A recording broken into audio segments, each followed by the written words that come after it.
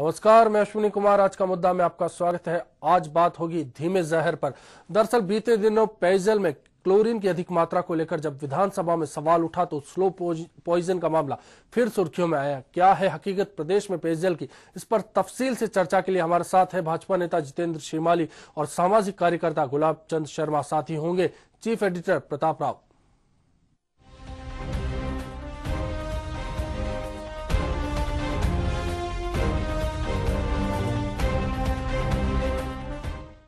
चर्चा से पहले आइए देखते हैं क्या मसला उठा था विधानसभा में और क्यों अत्यधिक क्लोरीन खतरनाक है पानी में।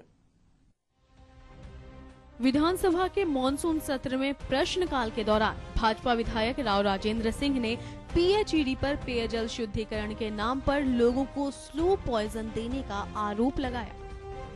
खास तौर पर राजधानी के सिविल लाइंस इलाके का जिक्र करते हुए राव राजेंद्र सिंह ने मुख्यमंत्री और प्रतिपक्ष की नेता और अन्य मंत्रियों को स्लो पॉइजन देने का आरोप लगाया और कहा कि विभाग हत्या सुनिश्चित कर रहा है। उन्होंने आरोप लगाया कि पीएचईडी ने जहर के कारखाने खोल रखे हैं। उन्होंने बताया कि अगर क्लोरीन की मात्रा 2 ppm से ज्यादा हो तो उससे कैंसर हो जाता है। सिविल लाइंस के लोग भले ही पीने के लिए बोतल बंद पानी का इस्तेमाल करते हो, लेकिन सप्लाई के पानी से नहाने पर भी बीमारी होने का खतरा है। उन्होंने पूरे सदन से आह्वान किया कि अशुद्ध पेयजल की स्थिति को देखते हुए राज्य को विशेष दर्जा दिलाने के लिए केंद्र सरकार से मांग की जानी चाहिए, क्योंकि विभाग के अधिकारियों ने पानी के शुद्धिकरण के लिए 60,000 करोड़ रुपए से ज्यादा की मांग की है। ये बात तो बिल्कुल सुनिश्चित है कि उस पानी का जब तक ट्रीटमेंट नहीं हो तब तक वो पानी मनुष्य के लिए हानिकारक है। और ट्रीटमेंट की जो पद्धति इस्तेमाल करी हुई है, क्लोरीन उसमें हम डालते हैं। क्लोरीन अगर एक निश्चित मात्रा में क्लोरीन अगर डाला जाता है तो वो उसके बैक्टीरिया को या पैथोजेंस को या उनका जो ऑर्गेनिक सब्सटेंस होता है उसको खत्म करता है।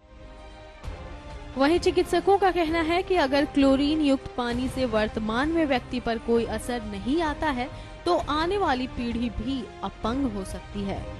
विधानसभा में राजधानी जयपुर के 38 पंपिंग स्टेशनों पर पानी शुद्धिकरण के कामों पर भी सवाल उठाया गया। साथ ही प्रदेश में पानी शुद्ध करने के लिए नई तकनीक के इस्तेमाल की मांग की गई। पानी में क्लोरीन के अलावा नाइट्रेट की मात्रा भी ज्यादा बताई गई।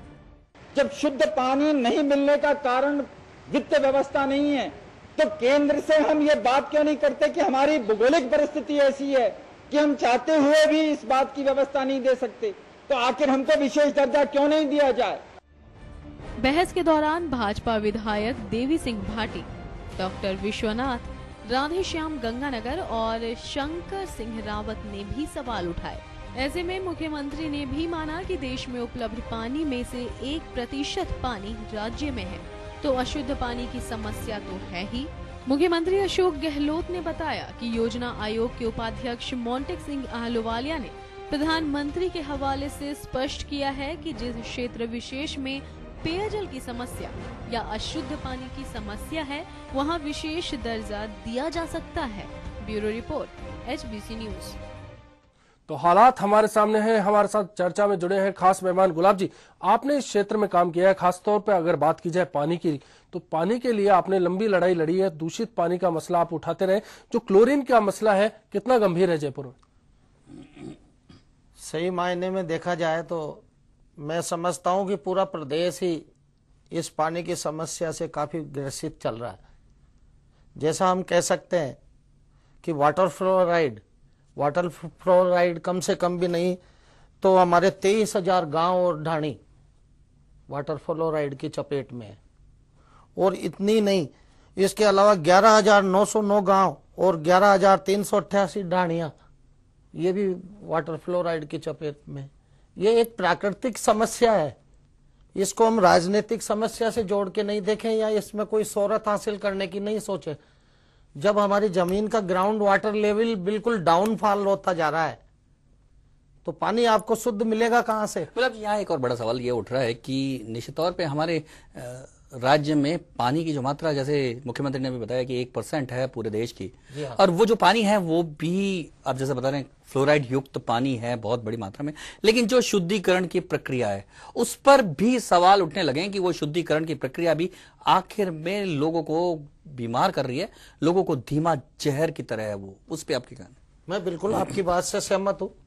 आप वर्तमान में देखिए कि जो लोग यहाँ पे वाटर फ्लोराइड का परेशानी से जूझ रहे लोग हैं, जो सीतापुरा इंडस्ट्रीज एरिया में सर्विस करते हैं, लेकिन वो पानी का बोतल खुद का 5 लीटर का खुद के साथ लेके जाते हैं, तो वहां पे जो रहने वाली जनता है वो तो वो पानी पीने को विवश है।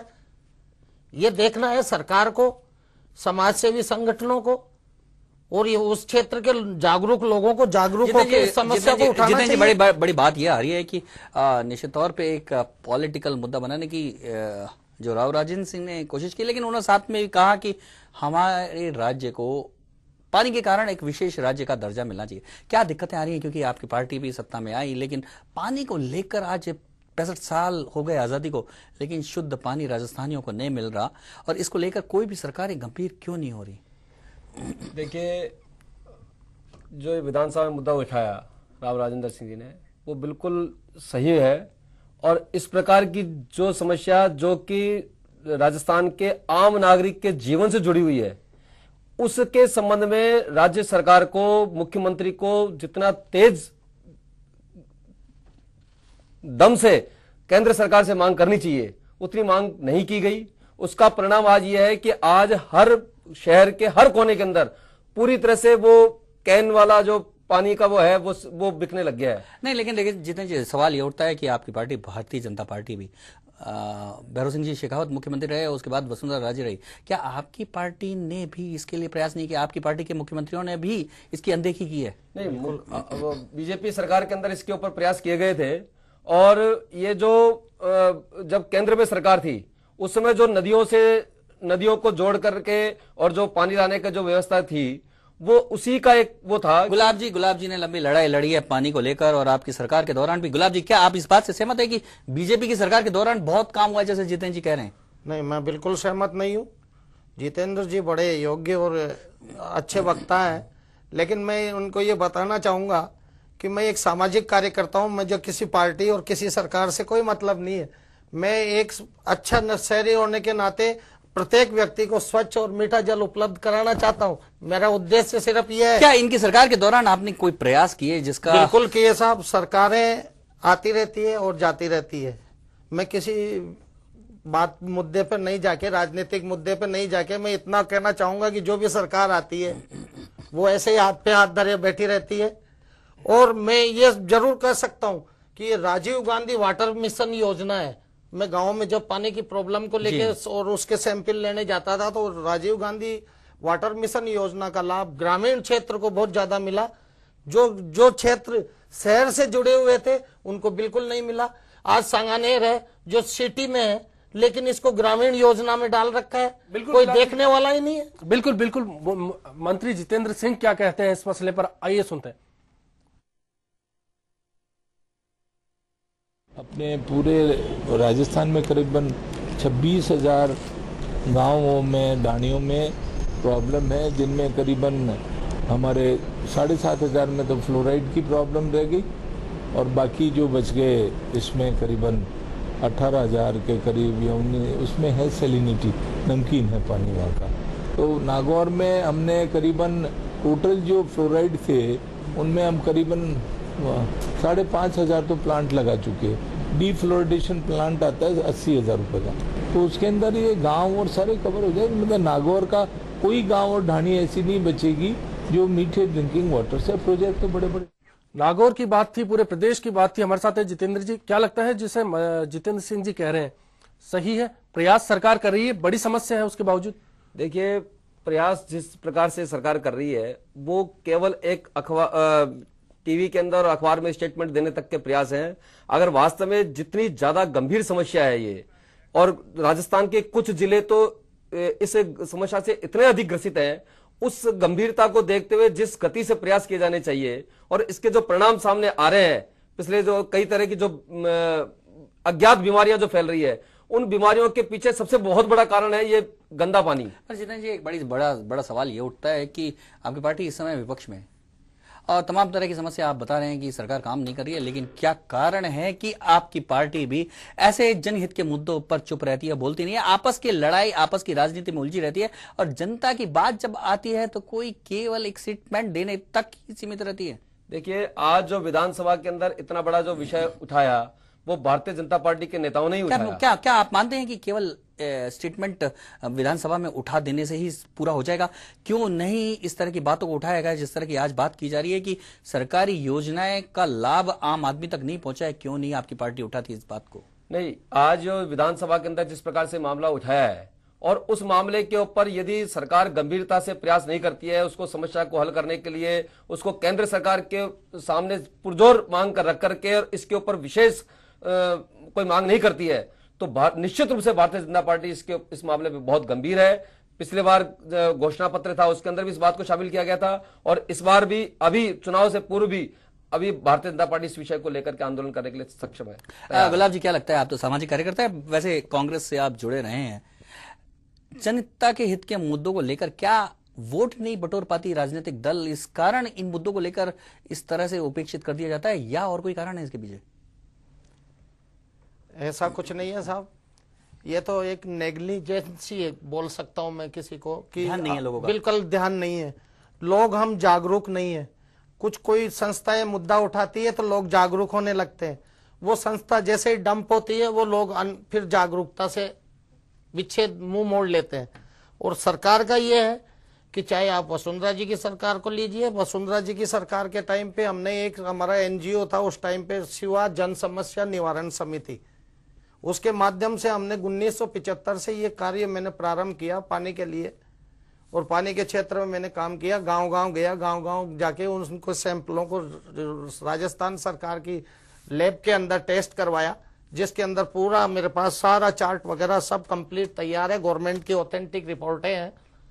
लेकिन राजस्थान में मुख्यमंत्री रही वसुंधरा जी, उनको भी हमने निवेदन किया, उनसे हमने ट्रीटमेंट प्लांट मांगा, बल्कि ट्रीटमेंट प्लांट नहीं मिला सांगानेर क्षेत्र को, उस विधानसभा क्षेत्र, लोकसभा क्षेत्र को और जयपुर की पांच सबसे बड़ी बात यह है कि हमारे शास्त्रों में कहा गया है, पुराणों में कहा गया है, वेदों में कहा गया है कि पंच महाभूतों से ये पूरी सृष्टि बनी है। बिल्कुल, पृथ्वी, अग्नि, जल, आकाश और वायु, और इसमें हम देख रहे हैं कि पानी, वायु, आकाश सब कुछ प्रदूषित हो रहा है और इसमें विशेषकर पानी को लेकर जबरदस्त प्रदूषण फैल रहा है और ये हमारी पूरी सृष्टि के लिए खतरनाक मोड़ है। केवल राजस्थान और केवल भारत का ही प्रश्न नहीं रह गया। बिल्कुल बड़ा सवाल है पानी का। आखिर दूषित पानी, खासतौर पर अगर साफ पानी की भी बात की जाए तो क्लोरीन से साफ पानी का कितना नुकसान हो सकता है अगर क्लोरीन की मात्रा ज्यादा है, आइए वो भी जानते हैं। देखिए, क्लोरीन को इसके लिए बहुत सारे रेगुलेशंस बने हुए हैं कि कितनी मात्रा होनी चाहिए और अपने यहाँ पे तो फिर भी काफ़ी ज़्यादा मिलाई जाती है और कोई रेगुलेशन नहीं है। यहाँ पे गोलियाँ डाल दी और एक पर्टिकुलर आइडिया होता है कि इतना बड़ा टैंक है, इतने लीटर पानी है तो इतनी गोलियाँ डाल दो। इसके अलावा कोई टेस्टिंग का कोई तरीका नहीं है जो कि फॉलो होना चाहिए। और क्लोरीन ज़्यादा होने से फ्री रेडिकल प्रोड्यूस करती है अपनी बॉडी में, जो कि काफ़ी नुकसान कर सकते हैं, कैंसर भी हो सकता है उससे, अपने लंग को भी डैमेज करती है, इंटेस्टाइन को भी डैमेज करती है और ये म्यूटेशन भी कर सकती है जिसकी वजह से अपनी जो नई पीढ़ी है तो ज्यादा पानी में ज्यादा क्लोरीन कहीं ना कहीं खतरनाक रूप ले सकता है। चर्चा को जारी रखेंगे, वक्त एक ब्रेक का, जल्द हाजिर होंगे।